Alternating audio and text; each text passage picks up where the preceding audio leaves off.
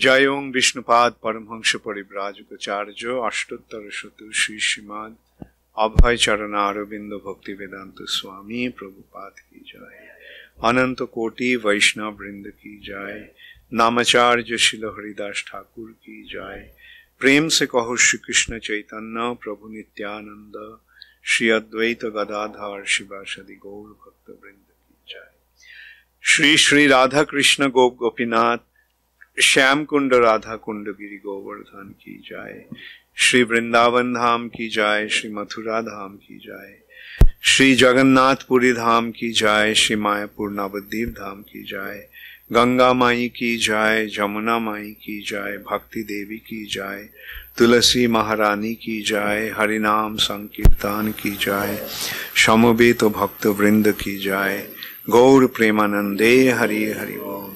All glories to the assembled devotees, all glories to the assembled devotees, all glories to the assembled devotees, all glories to Sri Guru and Sri Gaurango, all glories to Srila Prabhupada.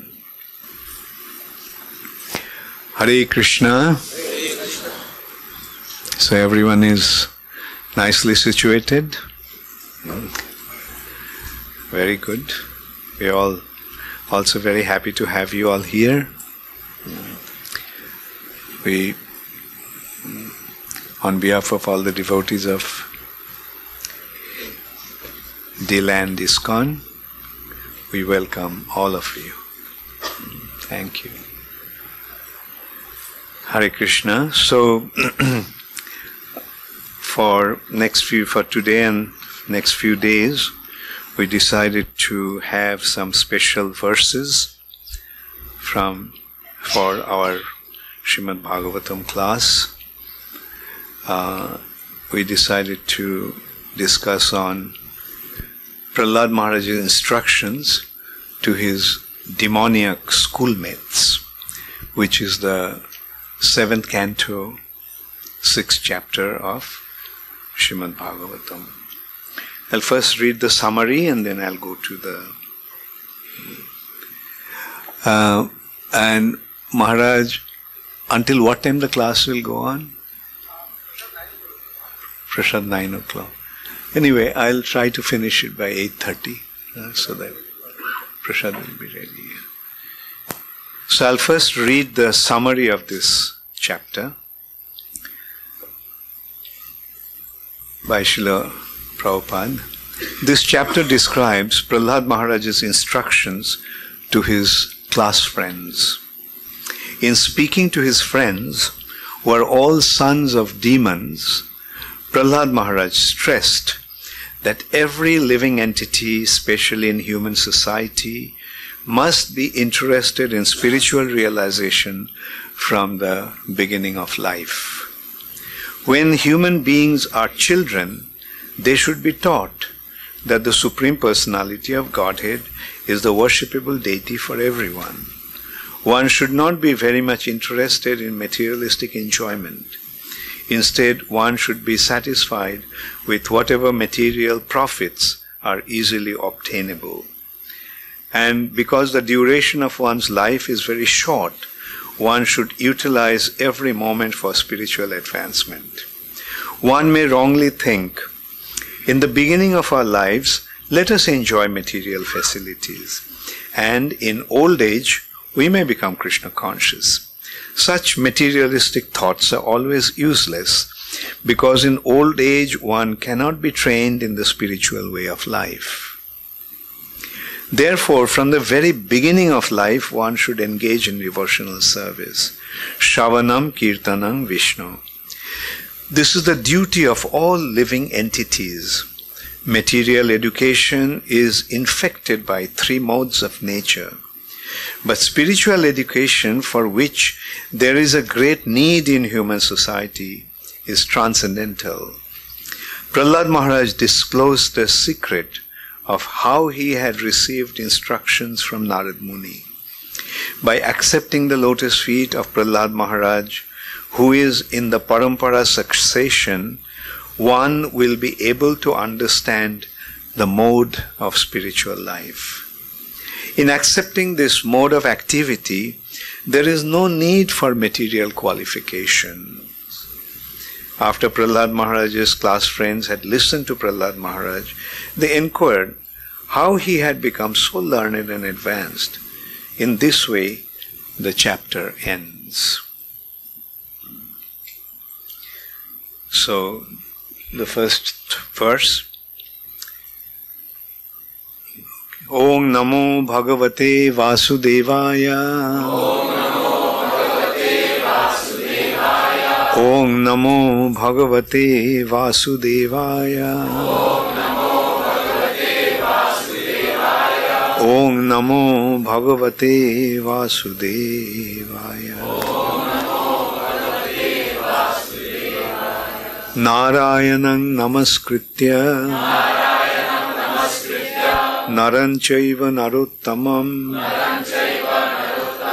Deving Sarasating Vyasam Tato Jaya Mudiraye Nashtaprayeshu Abhadreshu Nittang Bhagavata Sevaya Bhagavati Uttama Shloke Bhaktir Bhavati Naishtiki. Srimad Bhagavatam, 7th Canto, Chapter 6, Prahlad instructs his demoniac schoolmates. Text 1. Shri Prahlad Uvacha Kaumara Acharet Pragya Dharman Bhagavatan Iha Durlabham Manusham Janma Tad Api Adhrubam Arthadam. Shri Prahlad Uvacha Kaumaro Acharit Pragyo Dharman Bhagavataniha Durlabham Manusam Janma Tad Apyadham Arthadam Tad Apyadhrubam Arthadam. Kaumara Acharet Pragyo Dharman Bhagavataniha Durlabham Manusam Janma Tad Api Adhrubam Arthadam. Kaumara Acharit Pragyo Dharman Bhagavataniha Durlabham Manusham Janma Tad Api Adhrubam Arthadam.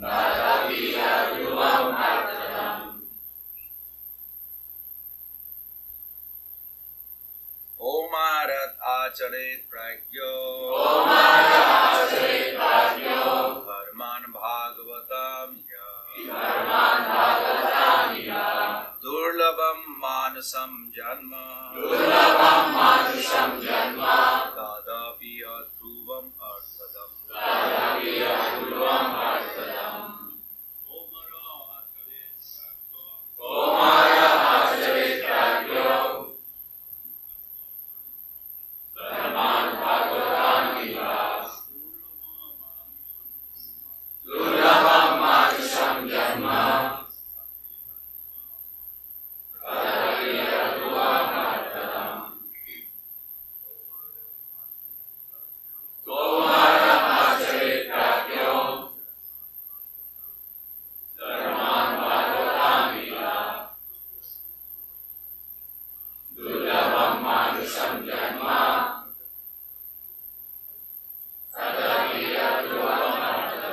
Mataji's.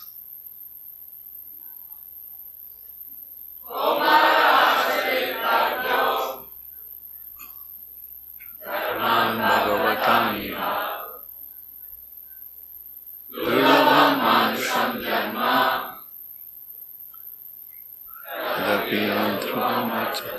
Shri Prahlad Uvacha. Prahlad Maharaj said, Kaumaraha, the tender age of childhood, Acharet, should practice, Pragyaha, one who is intelligent, Dharman, occupational duty, Bhagavatan, which are devotional service to the Supreme Personality of Godhead. Iha, in this life, Durlabham, very rarely obtained, Manusham, human, Janma, birth, Tat, that, Api, even, Adhrubam, impermanent, temporary, Arthadam, full of meaning. Translation by His Divine Grace, Srila Prabhupada. Prahlad Maharaj said, one who is sufficiently intelligent should use the human form of body from the very beginning of life, in other words, from the tender age of childhood, to practice the activities of devotional service, giving up all other engagements.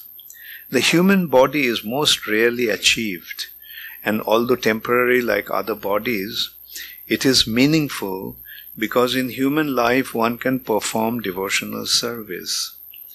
Even a slight amount of sincere devotional service can give one complete perfection. Please repeat after me. Prahlad Maharaj said, one who is sufficiently intelligent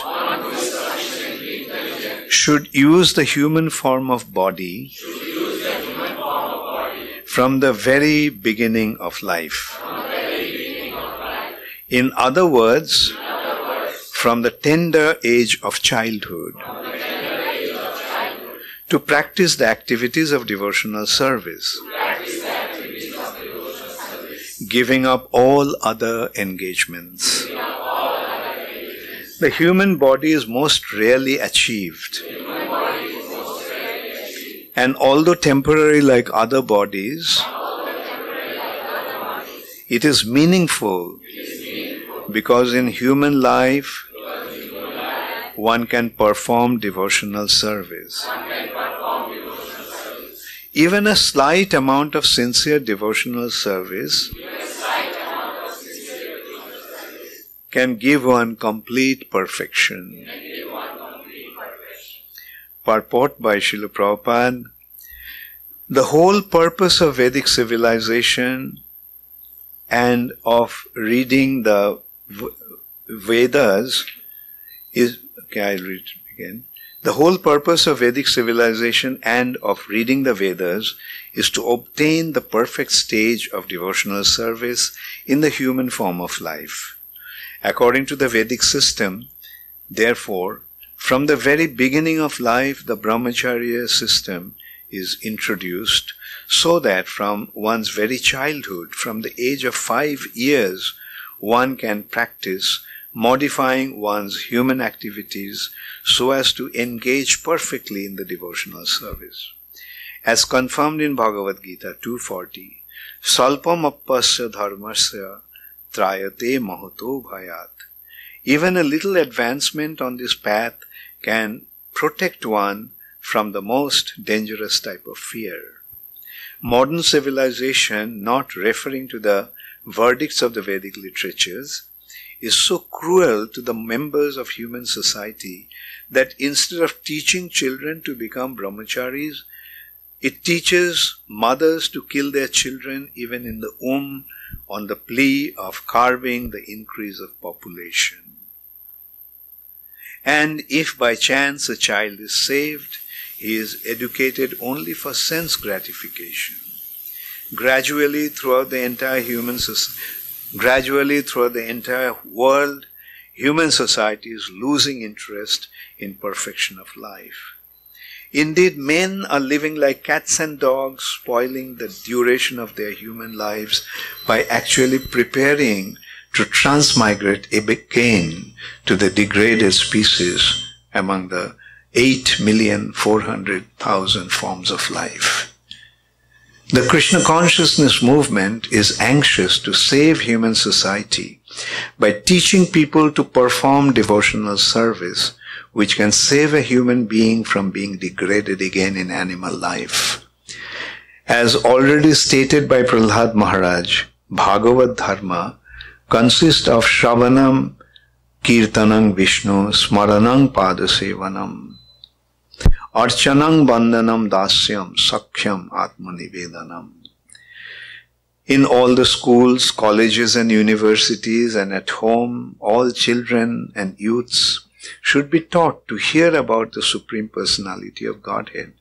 In other words, they should be taught to hear the instructions of Bhagavad Gita, to put them into practice in their lives, and thus to become strong in devotional service, free from fear of being degraded to animal life. Following Bhagavad Dharma has been made extremely easy in this age of Kali. The Shastra says, Harir Nama, Harir Nama, Harir Namaiva Kevalam, Kalo Nasteva, Nasteva, Nasteva Gatirannatha. One need only chant the Hare Krishna Mahamantra. Everyone engaged in the practice of chanting the Hare Krishna Mahamantra will be completely cleansed from the core of his heart and be saved from the cycle of birth and death. Srila Prabhupada ki jai. Shri Prahlad Uvacha Komara Acharit Pragya Dharman Bhagavataniha Durlabhang Manusam Janma Tadapyadhrupam Arthadam. Prahlad Maharaj said, one who is sufficiently intelligent should use the human form of body from the very beginning of life, in other words, from the tender age of childhood, to practice the activities of devotional service, giving up all other engagements. The human body is most rarely achieved, and although temporary like other bodies, it is meaningful because in human life one can perform devotional service. Even a slight amount of sincere devotional service can give one complete perfection. So wonderful instructions by Prahlad Maharaj. He's only 5 years old. And what a wisdom that first thing he's pointing out, that this human form of life is very rare. Durlabhang manusam janma. And tadapi arthadam and adhrubam. These three considerations. Human form of life is very, very rare. But arthadam, it comes with a great possibility. It has a great purpose. The human form of life actually provides one the opportunity to become free from material bondage. No other form can offer that possibility. Not only the human form, not only the animals and subhuman forms. Even the demigods don't have this opportunity. Even the demigods don't have this opportunity because they are stuck. Either the demigods have to come down to the earth planet again with a human body, or they have to wait till the total dissolution. Then only they'll become free. Otherwise, there's no possibility. And kind of graphically we can look at it in this way. Look at the universe, the structure of the universe. How many of you know how the structure of the universe is? Raise your hands, those who know. Very good. Okay. Say, what's the structure like? We can see from different perception. One is Sattva-gun modes. The structure. What is the structure like? Eggshell.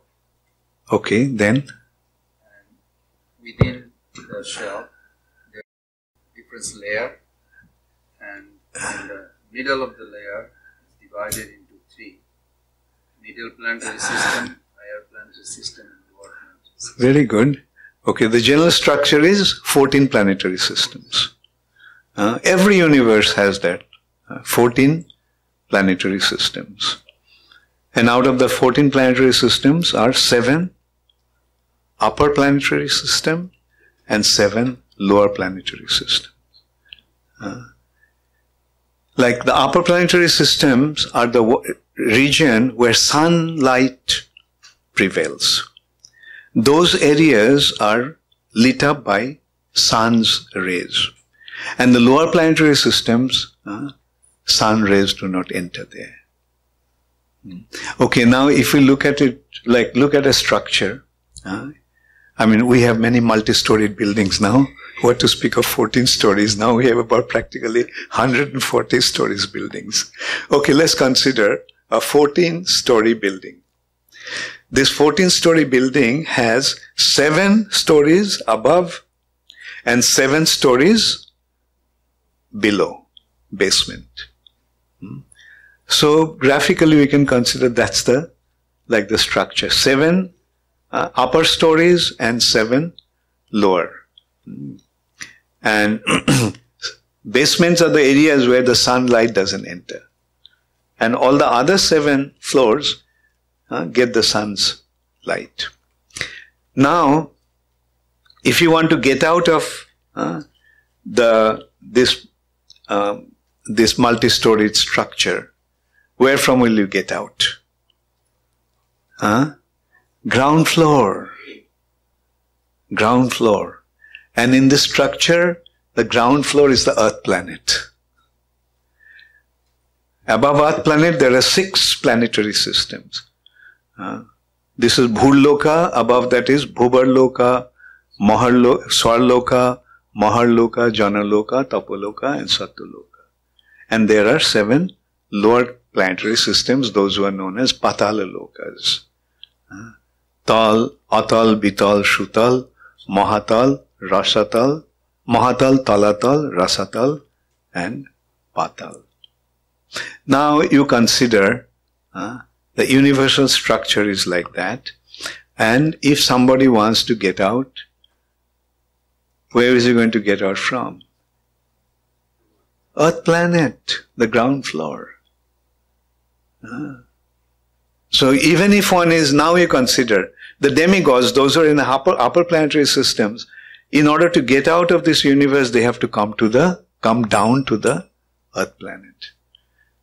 Therefore the demigods, those who are situated in knowledge, they're praying to Krishna. They're praying to Krishna. Gayanti Deva Kila Gita Kani Dhannastu Ye Bharata Bhumi. Not only the Earth planet. In the Earth planet, a special region is Bharat Bhumi. The demigods are praying to the Lord. And if we have any piety left, please allow us to take birth in the land of Bharatvarsha. So again, the ground floor, just the ground floor is not enough. The gate out of that floor. And that gate is, the room that is leading to the gate is actually Bharatvarsha. And the thing is, like the Bharatvarsha, in the land of Bharatvarsha, it's so special. Why? Because this land is situated in Vedic knowledge. Interesting point Prabhupada is actually making. There was a time when the whole Earth planet was known as Bharatvarsha. So land of Bharatvarsha is the land where spiritual activities are practiced. Where the spiritual activities are performed, where the people follow the Vedic culture and Vedic wisdom, that is actually Bharatvarsha.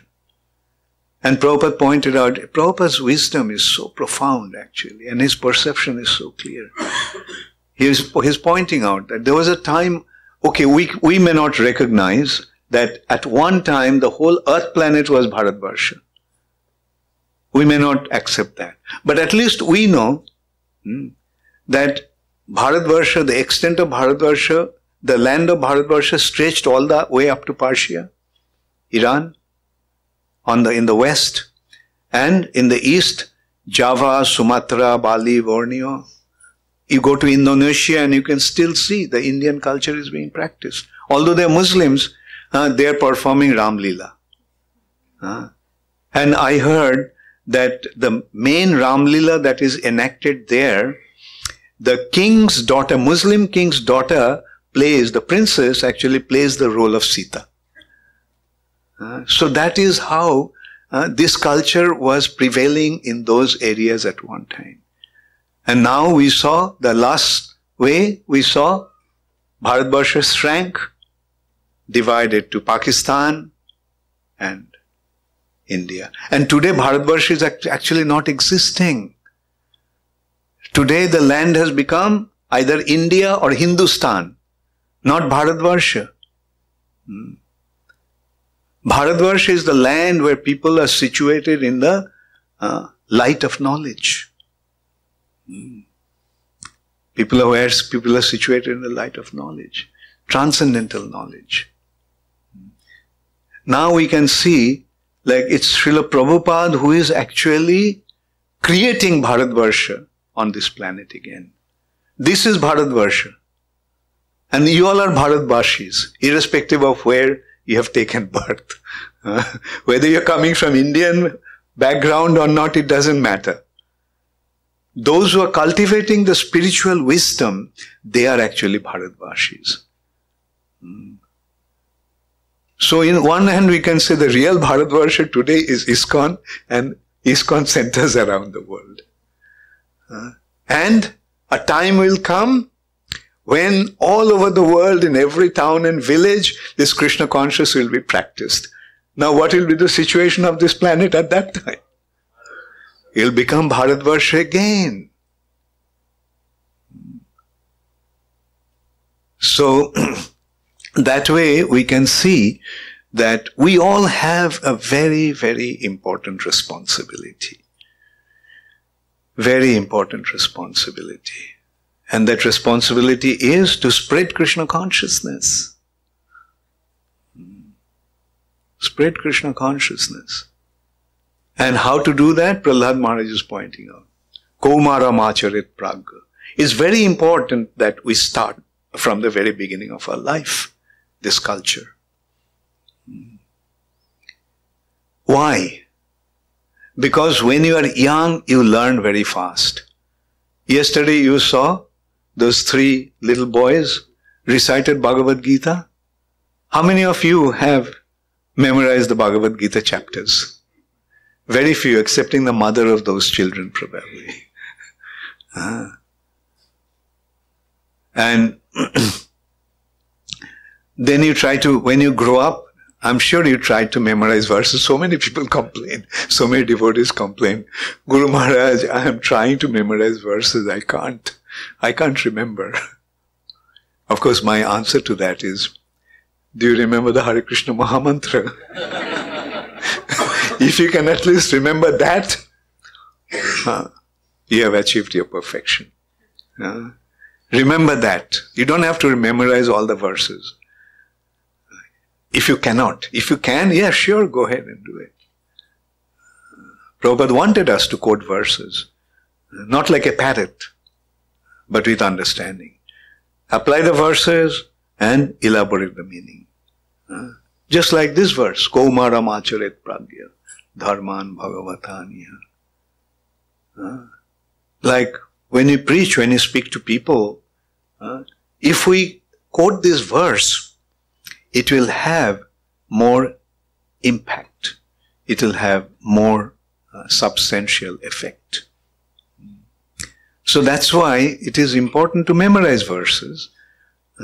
It helps for us to remember, for us to understand the subject. But if you can't, don't worry about it. But my point I was trying to make is that it's so easy for children to remember. Don't you remember things that you have learned when you were children? Huh? So many things. Although it may sound like Maya, I remember all the poetries that I learned in my childhood. And they come back to my mind. But in that way, Bhagavad Gita shlokas don't come.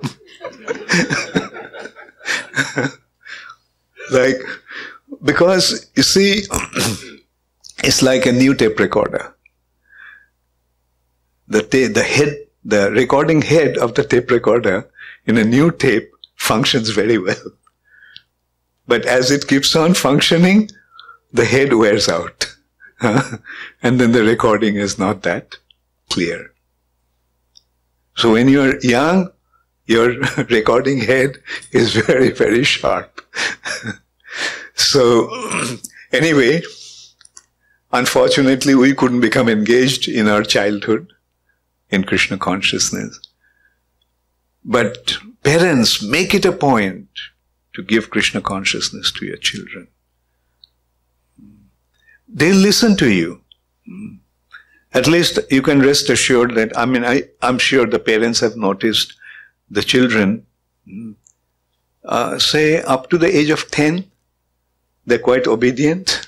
Mothers and fathers, they're quite obedient up to the age of 10. And then, they reach their teen and they go into, it'll happen. They will take their own course. But give them a very substantial, implementation of Krishna consciousness when they're young. Because it will remain with them. And then even if they deviate, don't get upset if the children deviate. The difference between us and them is we had gone through our life and then we opted for Krishna consciousness. But they didn't get that chance. Because they were born in Krishna consciousness. From their childhood they got Krishna consciousness. And now if they want to experiment the outside world, let them do it. Yes, in my young days, I was very much affected by one person, anyway, Winston Churchill, who I don't have any respect for. But that word, that sentence, that statement at that time had a very big impact on me. He mentioned the young boys of 20 to 25 go out in the world, do things, make mistakes and learn. And I actually took that. I was very much inspired by by that time I was only 22, almost going to 23. I said, at least I have 2 years. So go out in the world, do things, make mistakes, and learn. And I can tell you, I learned a lot. Learned a lot. So let them also go out. Let them make mistakes and let them learn. But you can rest assured that if you give them a very good, I was going to use the word dose, but anyway, let me use that word. Give them a very good dose of Krishna consciousness when they're young. As parents, make it a point. Give them a very good dose of Krishna consciousness. And it will remain as a prophylactic, as a medicine. Even if they go out and do things, make mistakes, learn, at some point they'll realize, these are all useless activities. Let me go back. So that's why cultivation or education of Krishna consciousness at a young age is very, very important. Kaumaram acharit, pragya. Then let us create the opportunity for them. And Prahlad Maharaj, when did he learn about all this? Not when he was 5 years old or 6 years old. When he was in the womb of his mother. It happens. It happens.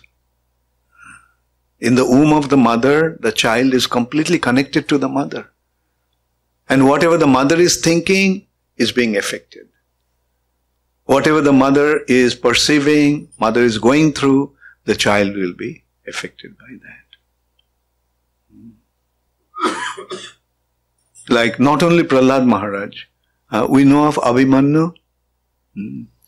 When he was in the womb of his mother, Uttara, Subhadra. So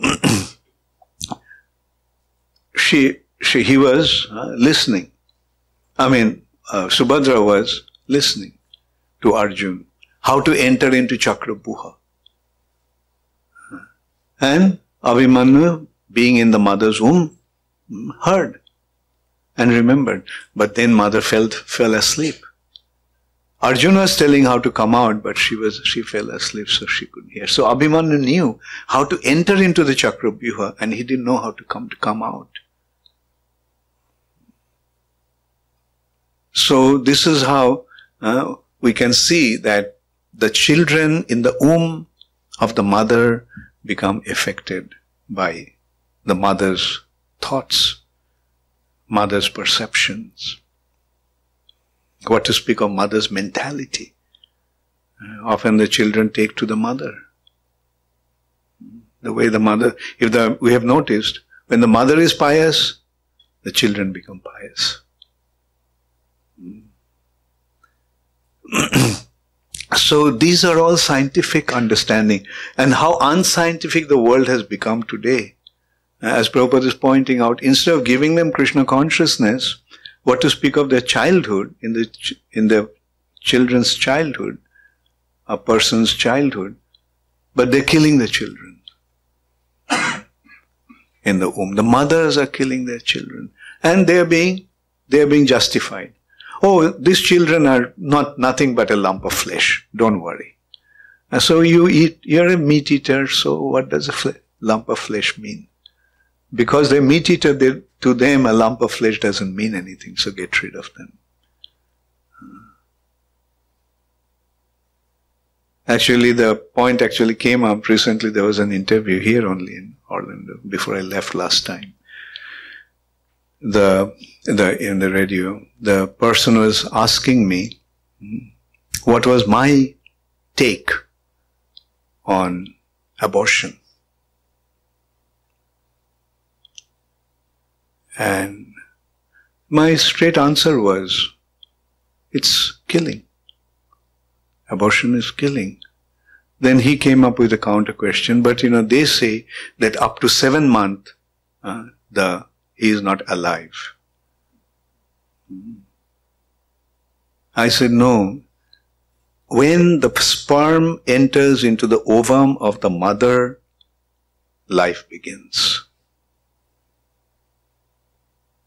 And it led to a very nice discussion actually. I pointed out how the soul actually enters into the ovum of the mother, which is the basic ingredient for the body, the egg or the ovum. The spirit soul actually enters and life begins. And then it begins to grow. If the soul is not there, then how is it going to grow? And then it gradually develops the body. And then when the body is complete, comes out of the mother's womb. He loved this answer. He told me separately, not during the interview when it was being broadcasted, but I think it's recorded there, that he told me that I am from a Jewish background. And I don't believe this nonsense. He said, I love my wife. And as a result of that, the thought of killing the child in the womb of my wife, it's completely unacceptable.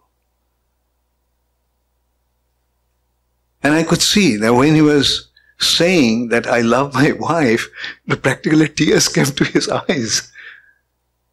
And, it's all a matter of love. If we love our If the men love their wives, then naturally they love their children in the womb of the wife. Father naturally develops the affection for the child. But this whole society is being misdirected in such a way. There is no life. First of all, they don't know what life is. Like the other day I was discussing about that. I think yesterday also I mentioned about that. Like in one grandfather of one devotee in South Africa. He's a white South African. So he came to see me in Johannesburg.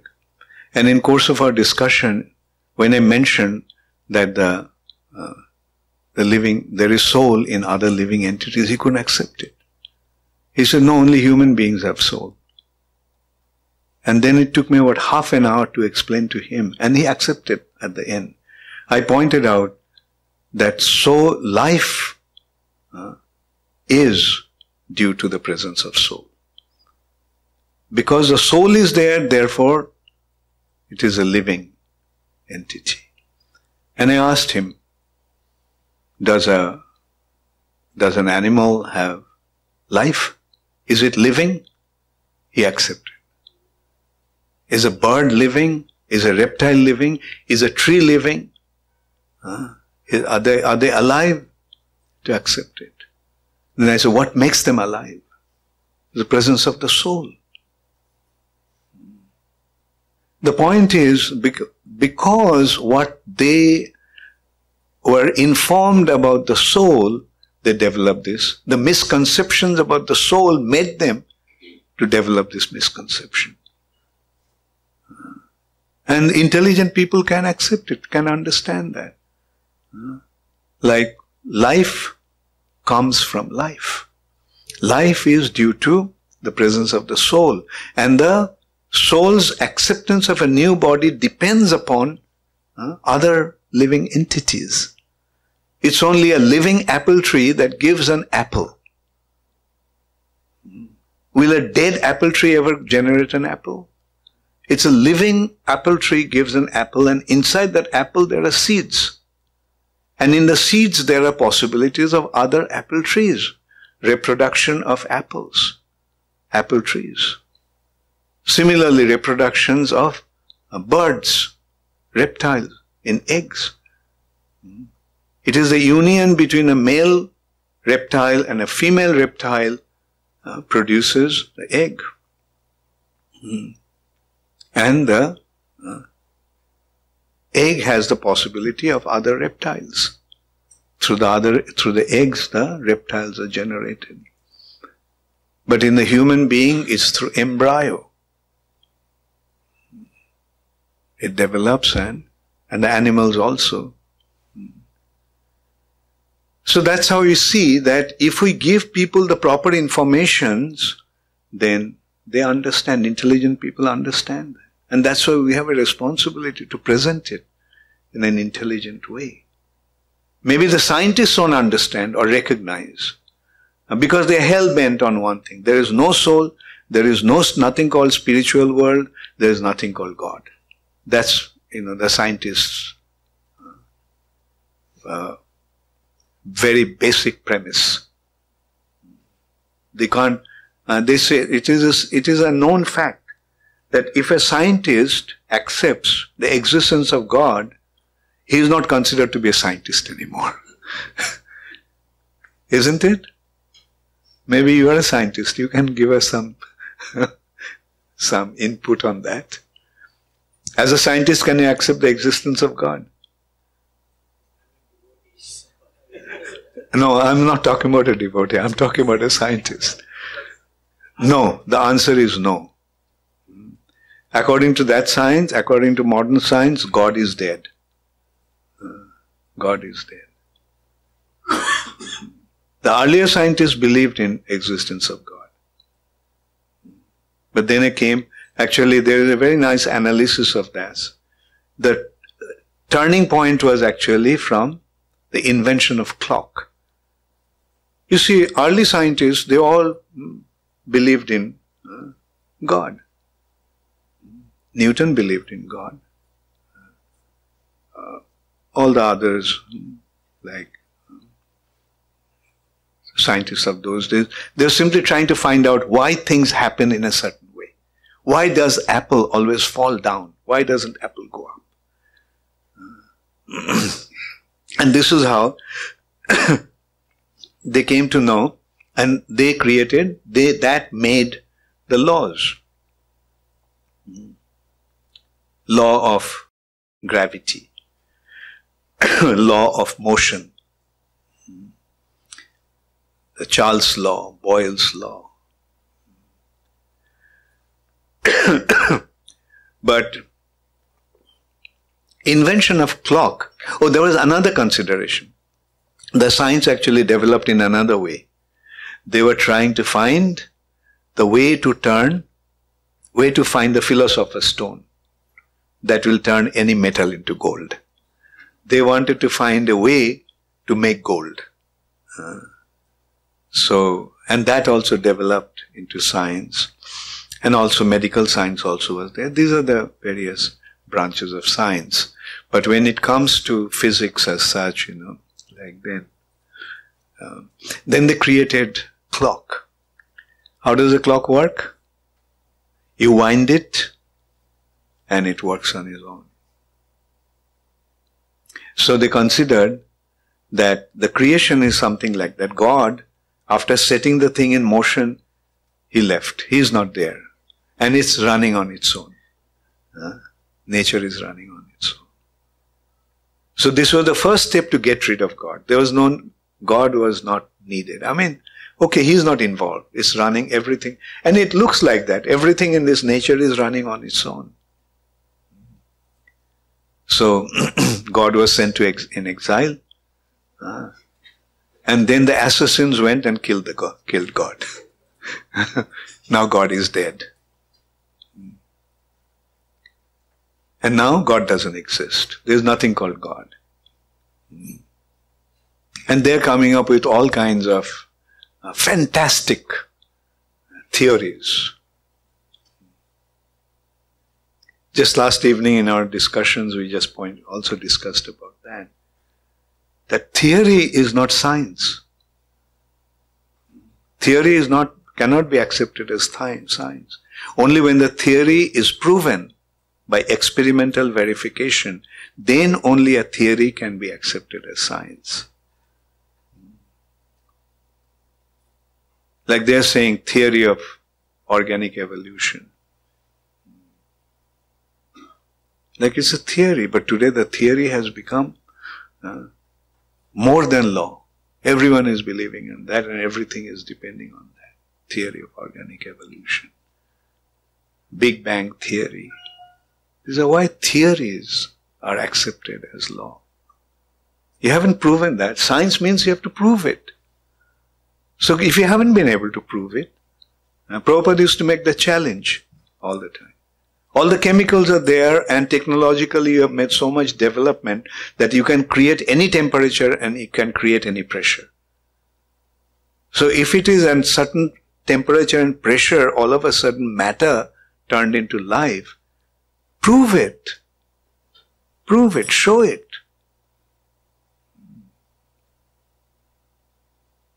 And then their thing is, ultimately it evolved into monkeys and then they became men. And that's the missing link. They can't point out how monkey became man. It actually works in the other way around. Men can become monkeys, but monkeys cannot become man. Anyway, that's a big challenge actually. When you're preaching, we have to recognize that that is the biggest challenge that we have. Life comes from life. If we can establish it in the intelligent world, 50% of our work is achieved. And then there'll be further progress. Life comes from life. Life is due to the presence of the soul. There's a distinct difference between the body and the soul. Actually, we see that Prabhupada was so emphatic about that point. The soul being different from the body. Soul being the real person, not the body. Body is just the external covering. And all these informations are there in Bhagavad Gita. Body is like a dress. Jirnani bhashangsi chatha vihaya. Navani grinhati naroparami. It's like a dress. We are changing dress. When the dress becomes old, we change it. This morning I was listening to a tape of Srila Prabhupada. Prabhupada gave a wonderful analogy. The body, we do not really recognize the change of the body because every moment the body is changing. Every moment the body is changing. And that's why gradually it changes from childhood to youth. And Prabhupada gave the example of a film, movie. What is a film? We are seeing the thing in a big screen, but it's a combination of many shots. Many. The film has many pictures. And gradually one picture to another picture. And it seems that the whole thing is moving. From the high, but hand is moving like this. But actually, the hand is moving from there to there to there. Yeah? Gradually it came, and when you project it, it seems the hand just went up like that. So similarly, our body is changing. Like every second, every moment, the body is changing. Meaning, the old cells are dying and new cells are being generated. So that is what life is. This body is only an external covering. And the soul is the identity. So why do we then say, when the body is lying there, oh, he is gone, he is left, he passed away. So who passed away? Who's passing away made the body made of dead matter dead again. The body was alive as long as the soul was there. The moment the soul left the body. It doesn't need a rocket scientist to understand that. I mean, even a child can understand it. I have experienced that even a cobbler in India has that knowledge. While mending his shoes, do you believe in rebirth? Yes, sure. Do you believe in karma? Sure.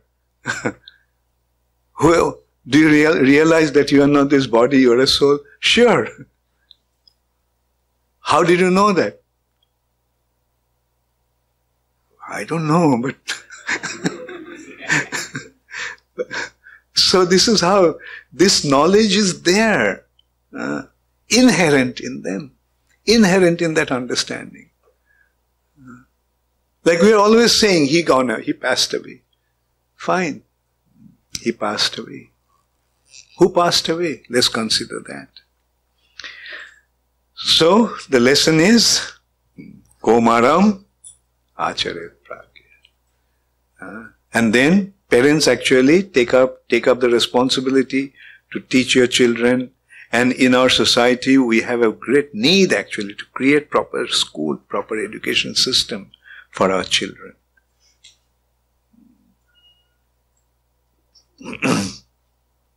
Thank you very much. All glories to Srila Prabhupada. Gaur Premanande Hari Hari. Does anybody have any question? Yes, Krishna Balaram Prabhu.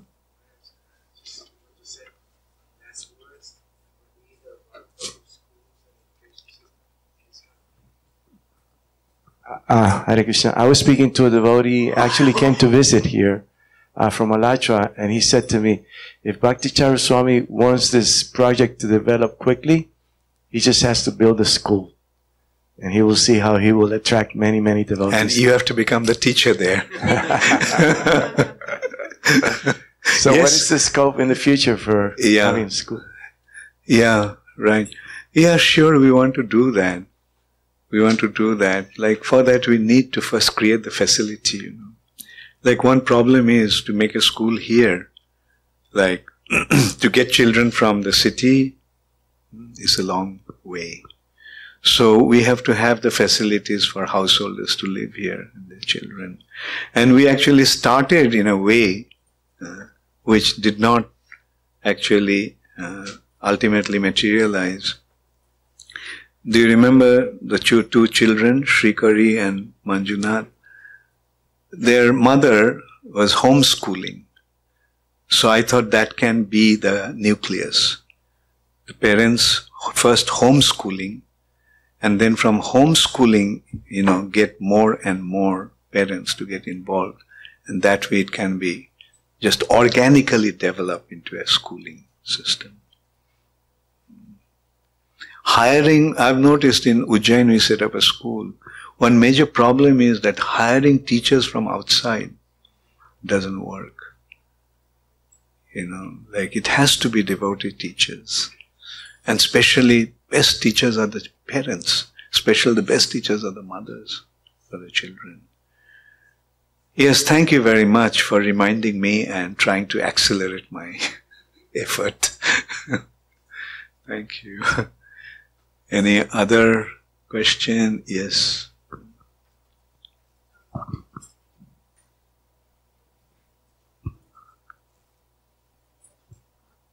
Hare Krishna, Guru Maharaj. Guru Maharaj, sometimes in lectures we hear that only the karma, the one which we exhalate or happens, but sometimes we hear that practice can change. So how can we understand? Yeah, both are important. One has his karma, but the karma can be corrected with proper guidance, teaching. Like for example, don't you remember? Sarva dharman parittajya, mamekam sharanam braja, aham tvang sarva papebhya. Not only karma, all the bad karmas. When you become a devotee, Krishna takes it away, wipes it out. So karma is there, but then comes the practice of devotional service. Chanting. That's also another very nice instruction by Prahlad Maharaj. Ninefold devotional service. Shravanam, Kirtanam, Vishnu's. Smaranam, Padasevanam. This practice has to be there.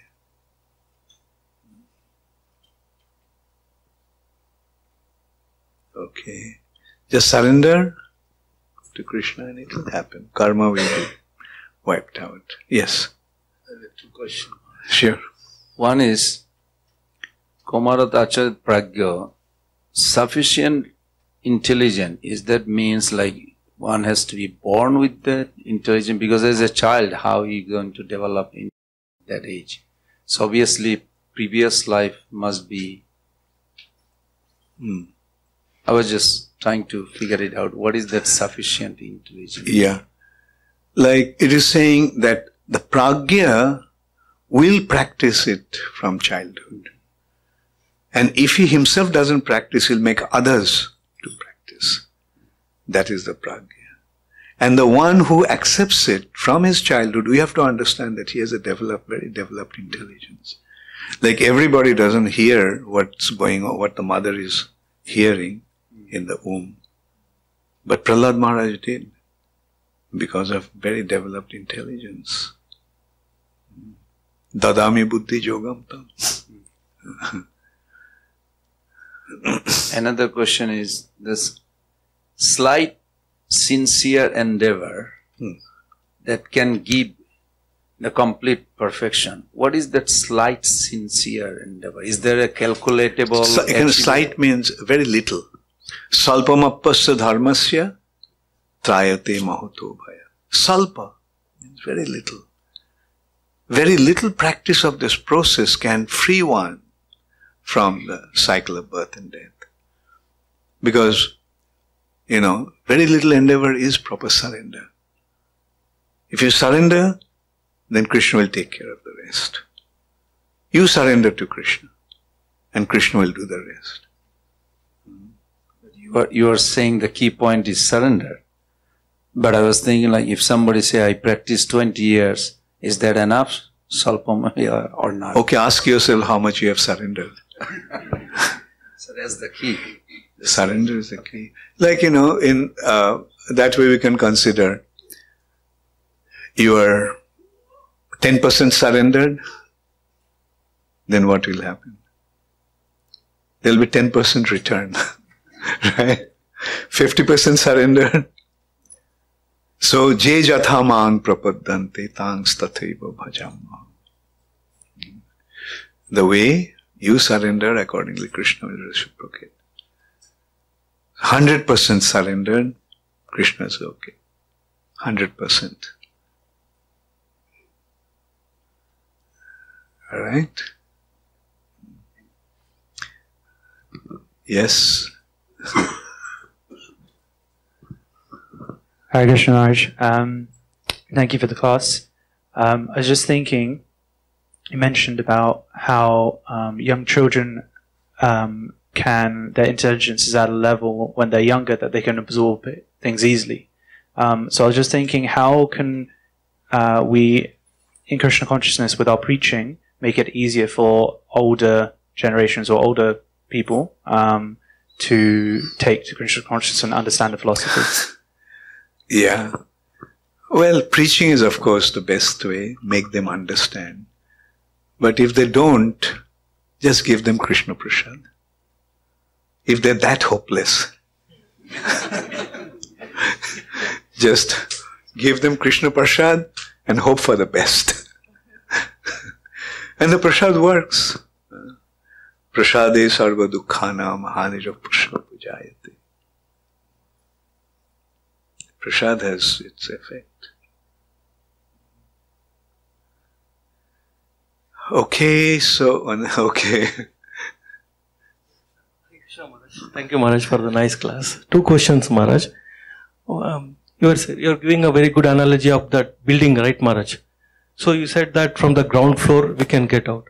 But we see in case of demigods, when Lord Krishna was born, they offered prayers. Whenever Krishna killed any demon, they offered prayers. And Lord Indra, and they are actually the agents of the Supreme Lord. So why it is difficult for them to obtain the lotus feet of the Lord? Because they have been appointed by Krishna to do some job. And that appointment also according to their own desire. Demigods are not pure devotees. They are karma mishra bhaktas. They are devotees who want to enjoy. That's where they are stuck. But also, you can also remember that Krishna told, when he instructed Brahma that he would be coming, Krishna said, let the demigods take birth in Jadu dynasty. So, from heavenly planet where they had to come, Earth planet. And then, yes, they got the opportunity to become free. So that's why I was saying, like, demigods also have to come down. Unless, the total annihilation. Thank you, Maharaj.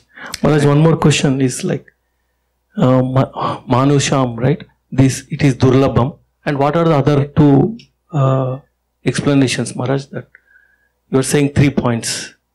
What are the meanings for the other 2 words, Maharaj? Oh, okay. Durlabham. One is the human form of life. Yeah, thanks for reminding me. One is human form of life is very rare, and it is very rare to obtain. And adhrubam, don't really know when it's going to terminate. The life, we can't say for how long we are going to have this body. And arthadam, it comes with a great opportunity. These are 3 things. It's very rare, it comes with a great opportunity, but it's very uncertain for how long we'll have it. Yeah, these are the 3 things. Thank you very much, Maharaj. Hare Krishna. Okay, so I thought that I'll end the class at 8:30. So, anyway, thank you all very much. All glories to Srila Prabhupada. 11 o'clock, there'll be the session starting.